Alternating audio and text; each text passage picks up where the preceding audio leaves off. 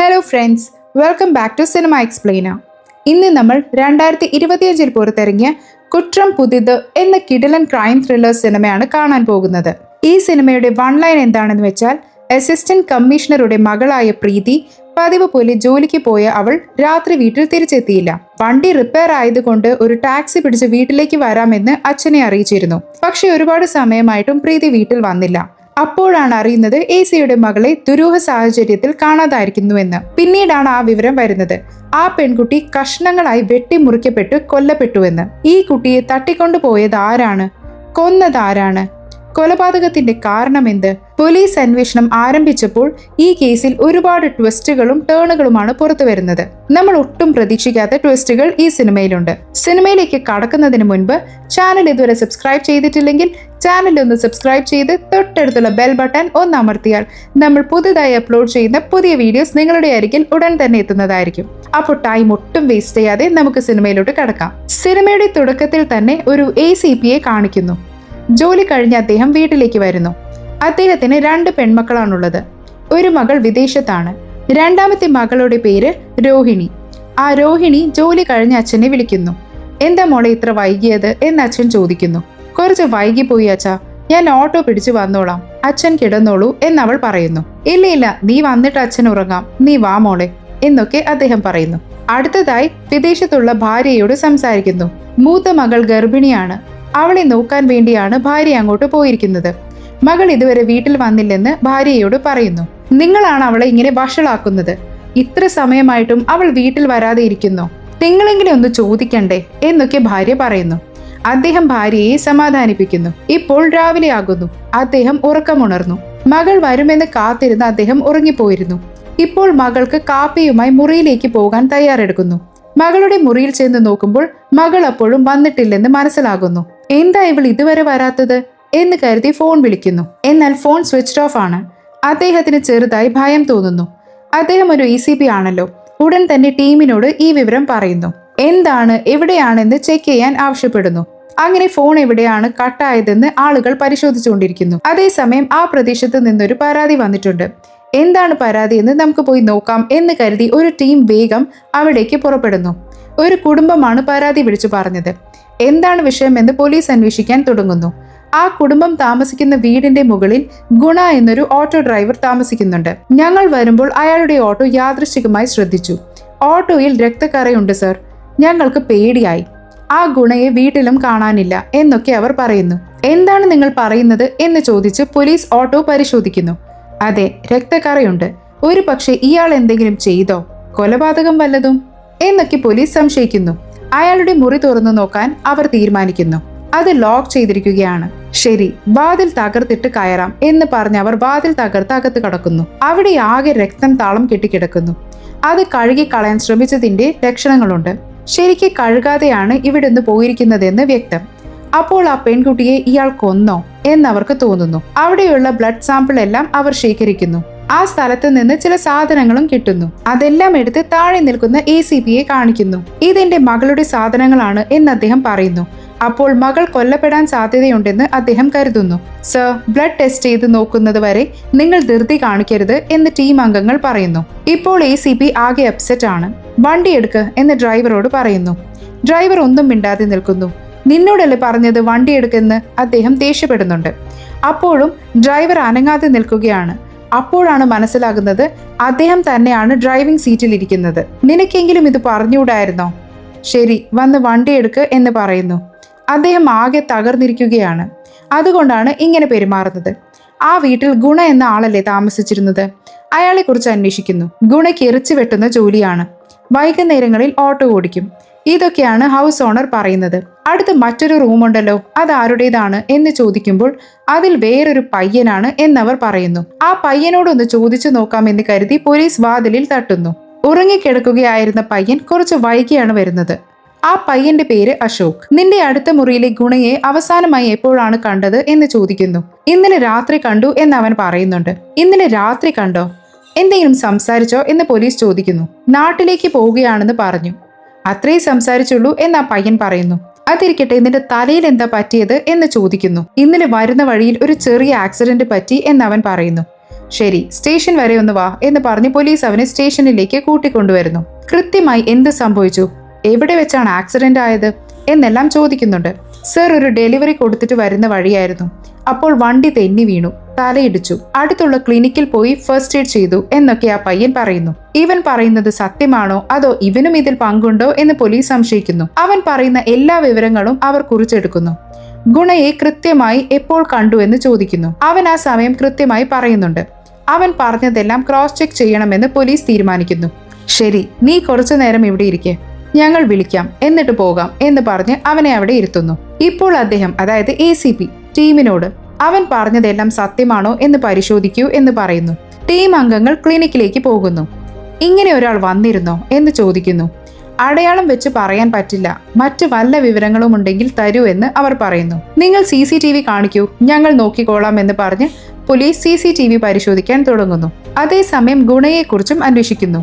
ഗുണയ്ക്ക് ഇറച്ചിക്കടയാണല്ലോ, അവിടെ വന്ന് അന്വേഷിക്കുന്നു. ഗുണ കുറച്ച് നാളായി വരാറില്ല എന്ന് അവിടെയുള്ളവർ പറയുന്നു. ഗുണയുടെ സ്വഭാവം എങ്ങനെയുണ്ട് എന്ന് പോലീസ് ചോദിക്കുന്നു.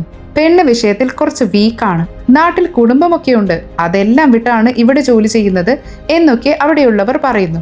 അവന്റെ കുടുംബത്തെക്കുറിച്ച് പറഞ്ഞിട്ടുണ്ടോ, അവർ എവിടെയാണ് എന്ന് പോലീസ് ചോദിക്കുന്നു. ചിലതൊക്കെ പറഞ്ഞിട്ടുണ്ട് സർ എന്ന് പറഞ്ഞ് അവർ ചില വിവരങ്ങൾ നൽകുന്നു. പോലീസ് അത് സ്വീകരിക്കുന്നു. അശോക് ഒരു സ്ഥലത്ത് ഡെലിവറി കൊടുത്തെന്ന് പറഞ്ഞില്ലേ, അത് ശരിയാണോ എന്ന് പോലീസ് പരിശോധിക്കുന്നു. അത് ശരിയാണെന്ന് അവർക്ക് മനസ്സിലാകുന്നു. ഡെലിവറി കഴിഞ്ഞ് പോകുമ്പോഴാണ് ആക്സിഡന്റ് ആയതെന്നാണ് അവൻ പറഞ്ഞത്. ശരി, ആ ഹോസ്പിറ്റൽ ഫൂട്ടേജ് ഒന്ന് നോക്കാം എന്ന് കരുതി അത് പരിശോധിക്കുന്നു. ശരിക്കും അവൻ ആ ഹോസ്പിറ്റലിൽ വന്നിട്ടുണ്ട്. തലയിൽ കെട്ടൊക്കെ ഇട്ട് പോകുന്നത് കാണാം. അപ്പോൾ അവൻ പറഞ്ഞത് സത്യമാണെന്ന് അവർക്ക് മനസ്സിലാകുന്നു. ഈ വിവരം അവർ പോലീസിനെ അറിയിക്കുന്നു. ഇപ്പോൾ ആ പോലീസ് അശോകിനോട്, നിനക്ക് പോകാം, നിന്റെ നമ്പർ തന്നിട്ട് പോയിക്കോ, ഞങ്ങൾ എപ്പോൾ വിളിച്ചാലും എടുക്കണമെന്ന് പറയുന്നു. ശരി, ഓക്കെ എന്ന് പറഞ്ഞ് അശോക് അവിടെ നിന്ന് പോകുന്നുണ്ട്. ഇപ്പോൾ നമ്മൾ ACPയെയാണ് കാണുന്നത്. മകളെ കാണാതായതോർത്ത് അദ്ദേഹം വല്ലാതെ വിഷമിക്കുന്നു. അദ്ദേഹത്തിന് ഇളയ മകളോട് വലിയ സ്നേഹമാണ്. ഇപ്പോൾ മകളെ കാണാതായിരിക്കുന്നു. മകൾക്ക് എന്ത് സംഭവിച്ചിരിക്കും, ഒരു പക്ഷെ മകൾ കൊല്ലപ്പെട്ടിരിക്കുമോ എന്നൊക്കെ അദ്ദേഹം ചിന്തിച്ച് വിഷമിക്കുന്നു. കാരണം അവിടെ നിന്ന് കിട്ടിയ രക്തം മകളുടേതാണെന്ന് സ്ഥിരീകരിച്ചിരിക്കുന്നു. അപ്പോൾ മകൾക്ക് എന്തോ സംഭവിച്ചിരിക്കുന്നു എന്ന് അദ്ദേഹം ഭയപ്പെടുന്നു. അതേസമയം പോലീസ് ടീം ഗുണയുടെ വീട് കണ്ടുപിടിച്ച് അങ്ങോട്ട് വരുന്നു. ഗുണ എവിടെ എന്നൊക്കെ ചോദിക്കുന്നു. സർ, ആ മനുഷ്യൻ ഈ വീടിന്റെ പരിസരത്ത് പോലും വരാറില്ല, ഞങ്ങൾ അവനെ ഓടിച്ചു വിട്ടതാണ് എന്നൊക്കെ അവിടെയുള്ളവർ പറയുന്നുണ്ട്. കാരണം ഗുണ ഒരു ചെറിയ പെൺകുട്ടിയോട് മോശമായി പെരുമാറാൻ ശ്രമിച്ചിരുന്നു. അതുകൊണ്ട് നാട്ടുകാർ എല്ലാവരും ചേർന്ന് അവനെ അടിച്ച ആ നാട്ടിൽ നിന്ന് ഓടിച്ചതാണ്. അവൻ വളരെ മോശപ്പെട്ടവനാണ് സർ എന്ന് ഭാര്യയും പറയുന്നു. ഈ വിവരങ്ങളെല്ലാം മീഡിയയും അറിയുന്നു. ഗുണ എന്നയാൾ ഇങ്ങനെയുള്ളവനാണ്. അവൻ ACPയുടെ മകളെ കൊന്നിട്ട് ഒളിവിൽ പോയിരിക്കുകയാണ് എന്നൊക്കെ വാർത്തകൾ വരുന്നു. ഇത് കണ്ട് ACP ആകെ തകരുന്നു. ഇപ്പോൾ ഗുണയുടെ ഫോൺ ഓൺ ആയിട്ടുണ്ടെന്ന് പോലീസിന് വിവരം കിട്ടുന്നു. എന്താ ഓൺ ആയോ എന്നവർ ആലോചിക്കുന്നു. ആ ഗുണയുടെ നമ്പറിൽ നിന്ന് അശോകിന്റെ ഫോണിലേക്കാണ് കോൾ പോയിരിക്കുന്നത്. അതും അവർ അറിയുന്നു. അവൻ വിളിക്കാൻ ശ്രമിക്കുന്നു, പക്ഷെ അശോക് ഫോൺ എടുക്കുന്നില്ല. ഒരു ഘട്ടത്തിൽ ഗുണ ഫോൺ കട്ട് ചെയ്യുന്നു. എന്തിനാണ് ഈ അശോക് ഫോൺ എടുക്കാതിരുന്നത് എന്ന് പോലീസ് സംശയിക്കുന്നു. അശോകിനെ നമ്മൾ ലോക്ക് ചെയ്യണം, അവൻ എവിടെയാണെന്ന് പറയൂ എന്ന് പോലീസ് ഉദ്യോഗസ്ഥൻ പറയുന്നു. അവൻ ഈ ഭാഗത്തുണ്ട് എന്നവർ ലൊക്കേറ്റ് ചെയ്യുന്നു. അവനെ വിളിച്ചിട്ട് കിട്ടുന്നില്ല.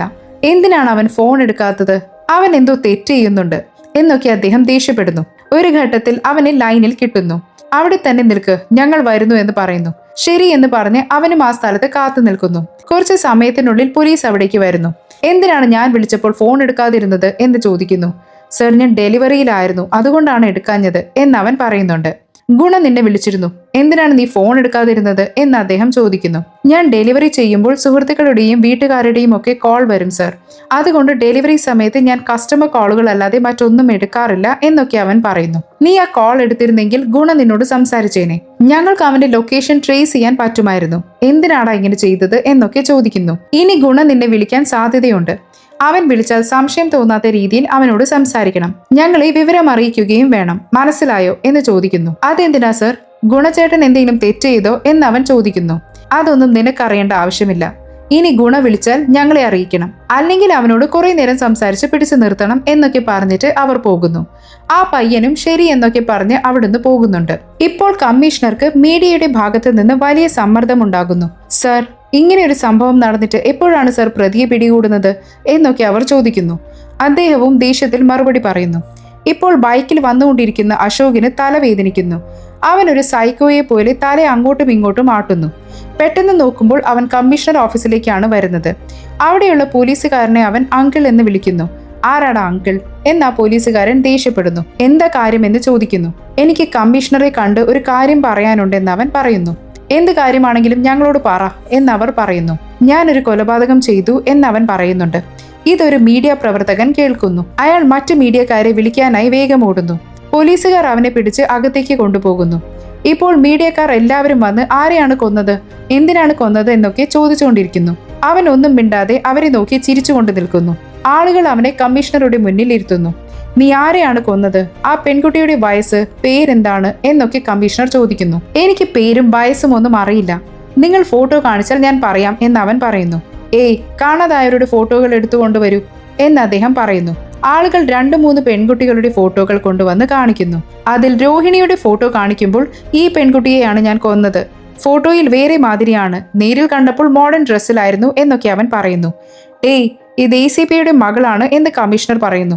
അതൊന്നും എനിക്കറിയില്ല എന്നവൻ പറയുന്നുണ്ട്. അപ്പോൾ ACP അവിടേക്ക് വരുന്നു. അവനെ അടിക്കാനായി അദ്ദേഹം വരുന്നുണ്ട്. ACP, നിങ്ങൾ ധൃതി കാണിക്കരുത്, ഞാൻ സംസാരിച്ചുകൊണ്ടിരിക്കുകയല്ലേ എന്ന് പറഞ്ഞ് കമ്മീഷണർ അദ്ദേഹത്തെ സമാധാനിപ്പിക്കുന്നു. ഇപ്പോൾ ACPയെ പുറത്തിരുത്തിയിട്ട് അദ്ദേഹം വീണ്ടും ആ പയ്യനോട് സംസാരിക്കുന്നു. അവനും നടന്ന കാര്യങ്ങൾ അവിടെ പറയാൻ തുടങ്ങുന്നു. ഓട്ടോ പിടിച്ച് വീട്ടിലേക്ക് വന്നോളാം എന്ന് രോഹിണി പറഞ്ഞില്ലേ, ആ വഴിയിലൂടെ ഇവൻ ബൈക്കിൽ വന്നുകൊണ്ടിരിക്കുകയായിരുന്നു. എനിക്ക് ഓട്ടോയൊന്നും കിട്ടുന്നില്ല, ലിഫ്റ്റ് തരാമോ എന്നവൾ ചോദിക്കുന്നു. പുറകിൽ ബാഗ് ഉണ്ട് എന്നവൻ പറയുന്നു. കുഴപ്പമില്ല, ഞാൻ കയ്യിൽ വെച്ചോളാം എന്ന് പറഞ്ഞ് അവൾ ബാഗ് വാങ്ങുന്നു. ഒരു ടേണിങ്ങിൽ ഒരു വണ്ടി വന്നിടിക്കുന്നു. അവർ 2 പേരും താഴെ വീഴുന്നു. നാശം, അവൻ പോയത് കണ്ടില്ലേ എന്നൊക്കെ അവൻ ചിന്തിക്കുന്നു. പതുക്കെ എഴുന്നേൽക്കുന്നുണ്ട്. പക്ഷെ കൂടെയുള്ള പെൺകുട്ടി എഴുന്നേൽക്കുന്നില്ല. അവളുടെ തല ഒരു കല്ലിൽ പോയി ഇടിച്ചിരുന്നു. അതിൽ നിന്ന് രക്തം വരുന്നുണ്ട്. അയ്യോ, ഈ കുട്ടിക്ക് എന്തോ പറ്റിയെന്ന് അവൻ ഭയപ്പെടുന്നു. അവൻ വീട്ടിലേക്ക് വരുന്നു. ആരും കാണാതെ തന്റെ റൂമിലേക്കും വരുന്നുണ്ട്. അവൻ വരുമ്പോൾ ഗുണ മാത്രം അത് ശ്രദ്ധിച്ചിരുന്നു. ആരാ ആ പെൺകുട്ടി എന്ന് ഗുണ ചോദിക്കുന്നു. അവൻ എന്തൊക്കെയോ പറഞ്ഞ് സമാളിക്കുന്നു. ആ കുട്ടിക്ക് ജീവനുണ്ടാകാൻ സാധ്യതയുണ്ട്, ഫസ്റ്റ് എയ്ഡ് കൊടുക്കാമെന്നൊക്കെ അവൻ ആലോചിക്കുന്നു. പക്ഷെ ആ കുട്ടി മരിച്ചിരുന്നു. അവൾ മരിച്ചുപോയെന്ന് അറിഞ്ഞപ്പോൾ അവൻ ഒരു സൈക്കോയെ പോലെ മാറുന്നു. എന്തിനാണെന്ന് അറിയില്ല. ഇപ്പോൾ സൈക്കോയെ പോലെ എഴുന്നേൽക്ക് എഴുന്നേൽക്ക് എന്നൊക്കെ പറയുന്നുണ്ട്. അവൾ എഴുന്നേൽക്കുന്നില്ല. ഒരു ഘട്ടത്തിൽ അവൻ അവളുടെ ശരീരം കഷ്ണം കഷ്ണമായി വെട്ടിമുറിച്ച് കൂവമ്പുഴയിൽ എറിഞ്ഞു എന്നൊക്കെ ചിരിച്ചുകൊണ്ട് പറയുന്നു. എന്താടാ നീ സൈക്കോയെ പോലെ സംസാരിക്കുന്നത് എന്ന് പറഞ്ഞ് പോലീസുകാർ അവനെ അടിക്കാൻ തുടങ്ങുന്നു. ACP ആണ് പ്രധാനമായും അടിക്കാൻ വരുന്നത്. കമ്മീഷണർ അത് തടഞ്ഞ് വീണ്ടും അവനോട് സംസാരിക്കുന്നു. ഇതിനു മുൻപ് നീ ഇങ്ങനെ കൊലപാതകം ചെയ്തിട്ടുണ്ടോ എന്നൊക്കെ ചോദിക്കുന്നു. ഇതിനു മുൻപും ചെയ്തിട്ടുണ്ട് എന്നവൻ പറയുന്നു. എത്രയെണ്ണം ചെയ്തു എന്ന് അദ്ദേഹം ഞെട്ടലോടെ ചോദിക്കുന്നു. 2 കൊലപാതകമേ അങ്കിൾ ചെയ്തിട്ടുള്ളൂ എന്നവൻ പറയുന്നു. പോലീസുകാരെ അവൻ അങ്കിൾ എന്നാണ് വിളിക്കുന്നത്. ഇവൻ എന്തോ മാനസിക പ്രശ്നമുണ്ടെന്ന് കമ്മീഷണർക്ക് മനസ്സിലാകുന്നു. ആരെയാണ് കൊന്നത്, എപ്പോഴാണ് കൊന്നത് എന്നൊക്കെ ചോദിക്കുന്നു. അവനും ആലോചിച്ച് ചില കാര്യങ്ങൾ പറയുന്നു. ഞാൻ സ്കൂളിൽ പഠിക്കുമ്പോൾ ശാന്തി മിസ് എന്നൊരു മിസ് ഉണ്ടായിരുന്നു. എനിക്ക് ആ മിസ്സിനെ ഇഷ്ടമല്ലായിരുന്നു. അവർ റോഡിലൂടെ നടന്നു പോകുമ്പോൾ ഒരു കല്ലെടുത്ത് അടിച്ചു കൊന്നു. എന്നിട്ട് ഈ സ്ഥലത്ത് കുഴിച്ചിട്ടു. അതൊരു സെമിത്തേരിയാണ് എന്നവൻ പറയുന്നു. സ്ഥലം അടയാളം അറിയാമോ എന്ന് ചോദിക്കുമ്പോൾ അവൻ കൃത്യമായി ആ സ്ഥലം പറയുന്നു. ശരി, രണ്ടാമത് ആരെയാണ് കൊന്നത് എന്ന് ചോദിക്കുന്നു. എന്റെ ഒരു സുഹൃത്ത്, അവൻ എന്റെ ക്ലോസ് ഫ്രണ്ടാണ്. ഞങ്ങൾ 2 പേരും കാട്ടിലിരുന്ന് മദ്യപിക്കുകയായിരുന്നു. പെട്ടെന്ന് ദേഷ്യം വന്ന് അവന്റെ തലയിൽ കുപ്പി കൊണ്ട് അടിച്ചു കൊന്നു എന്നൊക്കെ പറയുന്നു. ഇവൻ പറയുന്നതെല്ലാം സത്യമാണോ എന്ന് പരിശോധിക്കൂ എന്ന് കമ്മീഷണർ പറയുന്നു. പോലീസ് അവന്റെ വീട്ടിൽ വന്ന് അന്വേഷിക്കുന്നു. സർ, ഞങ്ങളുടെ മകൻ അങ്ങനെയൊന്നും ചെയ്യില്ല എന്ന് മാതാപിതാക്കൾ പറയുന്നു. നിങ്ങളുടെ മകൻ തന്നെയാണ് കുറ്റസമ്മതം നടത്തിയത് എന്ന് പറഞ്ഞ് പോലീസ് വീണ്ടും അന്വേഷണം തുടരുന്നു. അതായത് ശാന്തി മിസ്സിനെ കൊന്ന് ഒരു സ്ഥലത്ത് കുഴിച്ചിട്ടെന്ന് പറഞ്ഞല്ലോ. അവൻ പറഞ്ഞ ആ സ്ഥലം കുഴിക്കാൻ പോലീസ് ആളുകളോട് പറയുന്നു. ആളുകൾ അവിടെ കുഴിക്കാൻ തുടങ്ങുന്നു. അതുകൂടാതെ കോളേജിൽ ഒരു സ്ഥലത്ത് കുഴിച്ചിട്ടെന്നും പറഞ്ഞിരുന്നു. അവിടെയും തിരച്ചിൽ നടക്കുന്നുണ്ട്. കോളേജിൽ മണി എന്ന പയ്യനെയാണ് കൊന്നതെന്നാണ് പറഞ്ഞത്. ഇപ്പോൾ കോളേജിൽ വന്നവർ അശോകിനെ കുറിച്ച് അന്വേഷിക്കുന്നു. അതുപോലെ സ്കൂളിലും വന്ന് അശോകിന്റെ സ്വഭാവം എങ്ങനെയുണ്ടെന്ന് അന്വേഷിക്കുന്നു. കുഴിച്ചുകൊണ്ടിരിക്കുമ്പോൾ അവൻ പറഞ്ഞ സ്ഥലത്ത് നിന്ന് ഒരു ബോഡി, അതായത് അസ്ഥികൂടം കിട്ടുന്നു. അത് കാണുന്നവർ ഞെട്ടുന്നുണ്ട്. അവൻ പറഞ്ഞതെല്ലാം സത്യമാണെന്ന് അവർ കരുതുന്നു. എന്നാൽ അതായിരുന്നില്ല സത്യം. കാരണം കോളേജിൽ അന്വേഷിക്കുമ്പോൾ മണിക്ക് എന്തു പറ്റി, മണിയെ എപ്പോഴാണ് കാണാതായത് എന്നൊക്കെ ചോദിക്കുന്നു. എന്ത്, മണിയെ കാണാതായെന്നോ? ഇവൻ വിദേശത്താണല്ലോ, ഇത് അശോകിനും അറിയാമല്ലോ. എന്താ സർ കാര്യം എന്ന് അവിടുത്തെ സർ ചോദിക്കുന്നു. അപ്പോൾ മണിയെ കൊന്നിട്ടില്ല, അവൻ ജീവനോടെ ഉണ്ടെന്ന് പോലീസിന് മനസ്സിലാകുന്നു. അതുപോലെ സ്കൂളിൽ അന്വേഷിക്കുമ്പോൾ ശാന്തി മിസ് എന്ന ആരെങ്കിലും കാണാതായിട്ടുണ്ടോ എന്ന് ചോദിക്കുന്നു. എവിടെ? ആ ശാന്തി മിസ് ഞാൻ തന്നെയാണ്, എന്തിനാണ് ചോദിക്കുന്നത് എന്നവർ ചോദിക്കുന്നു. അപ്പോൾ ശാന്തി മിസ്സിന്റെ കാര്യത്തിലും അവൻ കള്ളം പറഞ്ഞതാണെന്ന് മനസ്സിലാകുന്നു.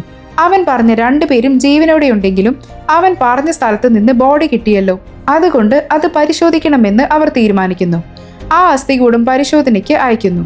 പരിശോധിച്ച ഡോക്ടർ പറയുന്നു, ഏയ് ഈ ബോഡി കുഴിച്ചിട്ടിട്ട് 40 വർഷത്തിന് മുകളിലായിട്ടുണ്ടാകും, അവനൊന്നും ഇത് ചെയ്യാൻ സാധ്യതയില്ല. നിങ്ങൾ സെമിത്തേരിയിലല്ലേ കുഴിച്ചത്, എല്ലായിടത്തും ബോഡി കിട്ടുന്നത് പോലെ ഇവിടെയും കിട്ടിയതായിരിക്കും എന്ന് പറയുന്നു. കുഴിച്ചവരും അത് തന്നെ പറയുന്നുണ്ട്. ഈ സെമിത്തേരി നിറഞ്ഞതാണ്, അതുകൊണ്ട് എവിടെ കുഴിച്ചാലും ബോഡി കിട്ടും. ഇത് വെച്ചൊരു നിഗമനത്തിൽ എത്താൻ പറ്റില്ല എന്ന് പറയുന്നു. അവൻ നമ്മളെ വെറുതെ കൺഫ്യൂഷൻ ആക്കിയതാണ് എന്ന് കരുതി അവരും മടങ്ങുന്നു. എന്തിനാണ് അവൻ ഇങ്ങനെ ചെയ്യുന്നതെന്ന് അവർക്ക് മനസ്സിലാകുന്നില്ല. രോഹിണിയെ അവൻ തന്നെയാണ് കൊന്നത്. ആ കേസിൽ നിന്ന് രക്ഷപ്പെടാൻ വേണ്ടിയാണ് അവൻ ഇങ്ങനെ കള്ളക്കഥകൾ ഉണ്ടാക്കുന്നത് എന്ന് പോലീസ് സംശയിക്കുന്നു. അതോടൊപ്പം ആ ഗുണ എവിടെ പോയെന്നും അറിയില്ലല്ലോ. അവനെയും കണ്ടുപിടിക്കണമെന്ന് അവർ ചർച്ച ചെയ്യുന്നു. ഇപ്പോൾ രോഹിണിയെ ഞാനാണ് കൊന്നതെന്ന് അവൻ പറഞ്ഞതുകൊണ്ട് അവനെ കോടതിയിൽ ഹാജരാക്കാൻ കൊണ്ടുവരുന്നു. അവൻ ജഡ്ജിയെ കണ്ടതും അങ്കിൾ അങ്കിൾ എന്ന് വിളിക്കുന്നു. എന്താ ഇവൻ എന്നെ അങ്കിൾ എന്ന് വിളിക്കുന്നത് എന്ന് ജഡ്ജി അത്ഭുതപ്പെടുന്നു. ഇവന് മാനസികമായി എന്തോ പ്രശ്നമുണ്ടെന്ന് അദ്ദേഹത്തിന് മനസ്സിലാകുന്നു.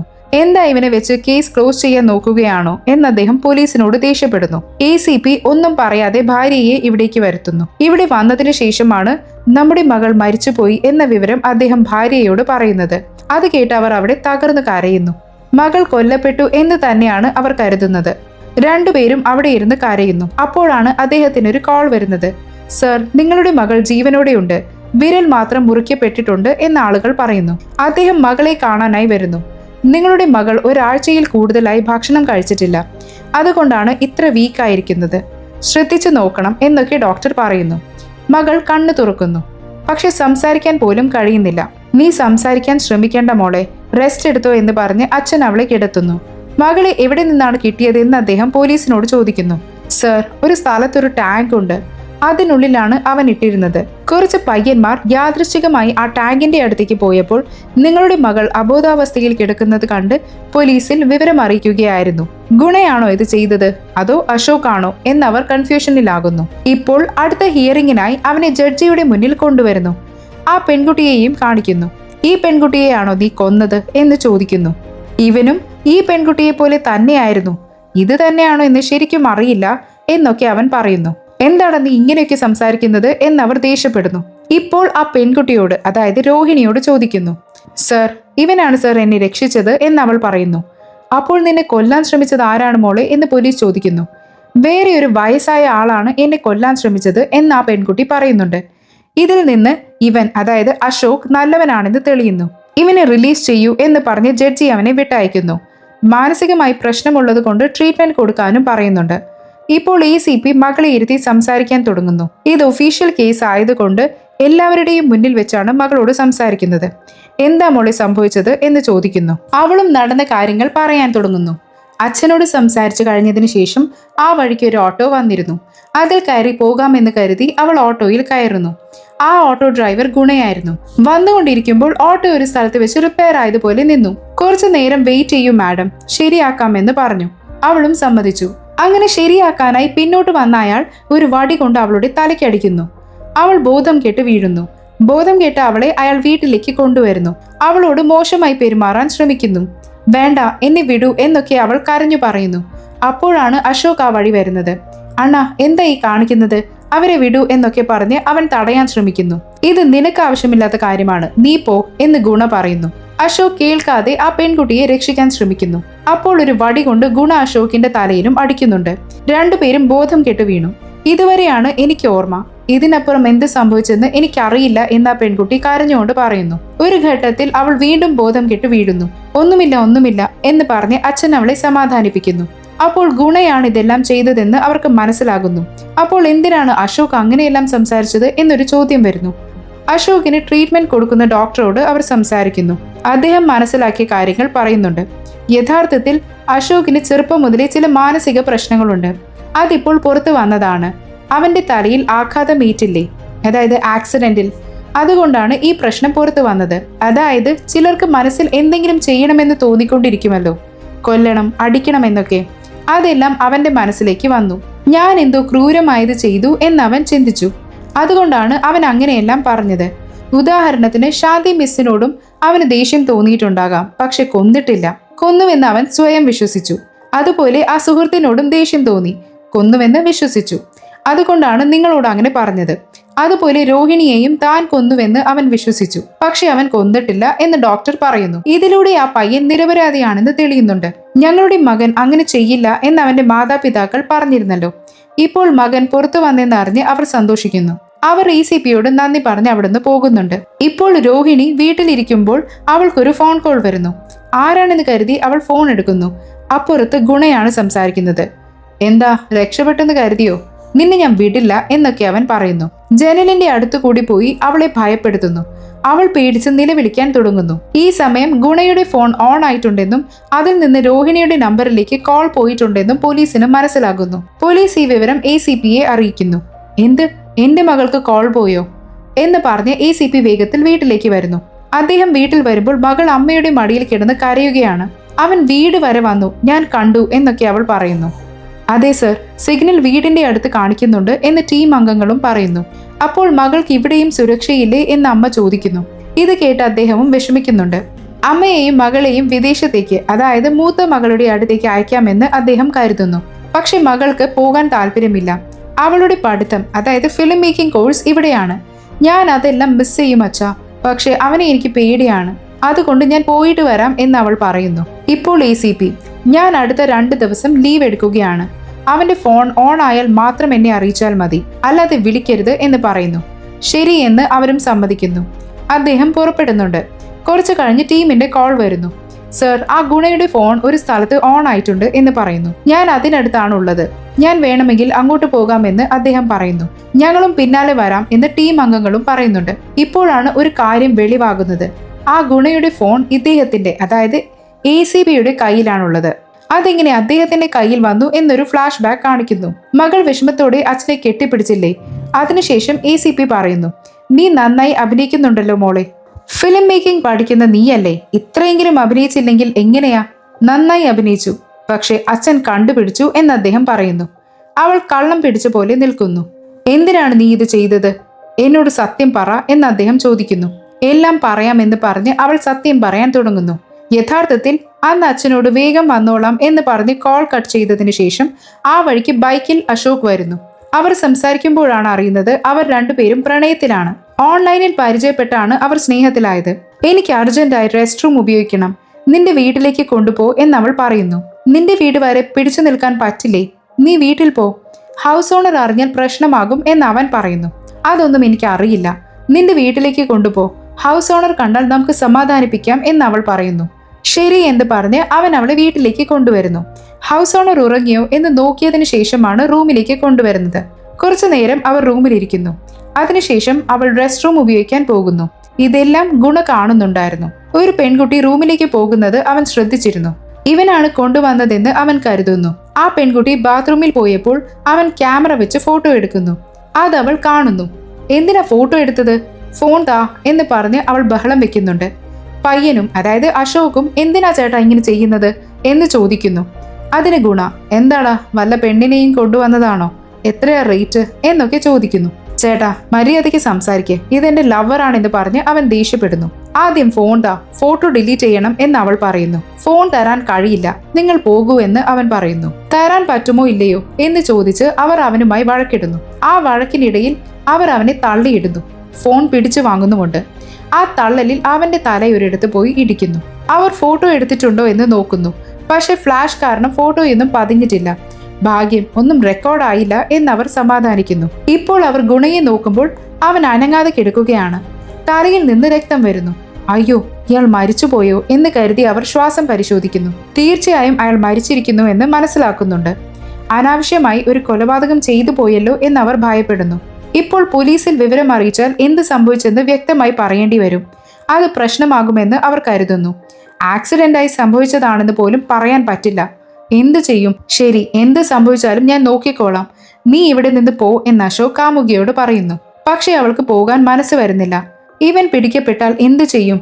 ഇവനെ രക്ഷിക്കണം എന്നവൾ ആലോചിക്കുന്നു. അവൾ ഒരു ഫിലിം മേക്കിംഗ് സ്റ്റുഡന്റ് ആണല്ലോ, അതുകൊണ്ട് അവൾക്കൊരു ഐഡിയ തോന്നുന്നു.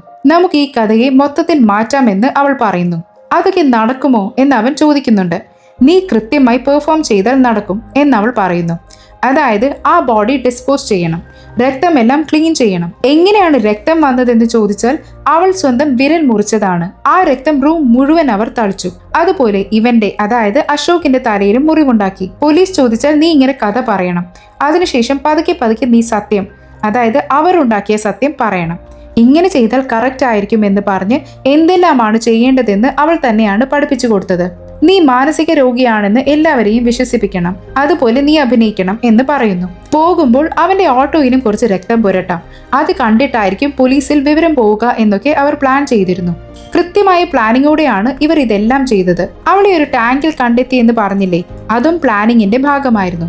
ഇവിടെ പയ്യന്മാർ വരാൻ സാധ്യതയുണ്ട്, അവർ നിന്നെ കണ്ടെത്തും. കുറച്ചു ദിവസം എങ്ങനെയെങ്കിലും ഇവിടെ അഡ്ജസ്റ്റ് ചെയ്യുമെന്ന് അശോക് തന്നെയാണ് പറഞ്ഞത്. ശരി എന്ന് അവളും സമ്മതിക്കുന്നു. അതിനുശേഷമാണ് അവൻ അവിടുന്ന് പോയത്. ഇതൊക്കെയാണ് അച്ഛൻ സംഭവിച്ചത്, അറിയാതെ പറ്റിപ്പോയി, ക്ഷമിക്കണമെന്നൊക്കെ മകൾ കരഞ്ഞു പറയുന്നു. മകളെ എങ്ങനെയെങ്കിലും രക്ഷിക്കണമെന്ന് അദ്ദേഹം തീരുമാനിക്കുന്നു. നീ നാട് വിട്ടോ, ബാക്കി ഞാൻ നോക്കിക്കോളാം എന്ന് പറയുന്നു. അന്ന് വീട്ടിൽ ഗുണയെ കണ്ടെന്ന് പറഞ്ഞത് കള്ളമായിരുന്നു. ഗുണയുടെ ഫോൺ ഇവരുടെ കയ്യിലായിരുന്നു. അതിൽ നിന്ന് അവൾ തന്നെയാണ് അവൾക്ക് തന്നെ കോൾ ചെയ്തത്. ഇതെല്ലാം അച്ഛന് മനസ്സിലാകുന്നു. അപ്പോൾ അച്ഛൻ ഇതെങ്ങനെ കണ്ടുപിടിച്ചു എന്നതും ഇവിടെ പറയുന്നുണ്ട്.